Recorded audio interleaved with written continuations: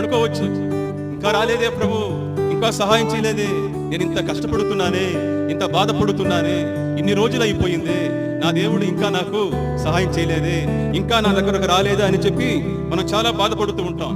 ఇది గుర్తుపెట్టుకోండి, ఆయన ఖచ్చితంగా వస్తాడు. మీరు అనుకున్న సమయంలో ఆయన రాడు. వింటున్నారా?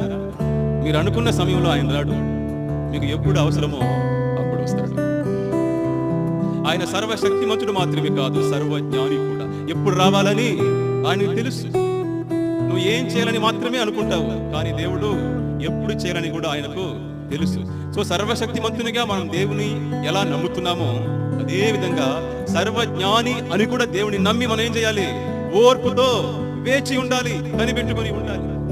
దేవుడు ఆలస్యం చేయొచ్చు కానీ అలక్ష్యం మాత్రం చేయడు. ఆయన ఇంకా లేటు చేస్తున్నాడంటే ఏదో ఆయన గొప్ప కార్యము చేయబోతున్నాడు.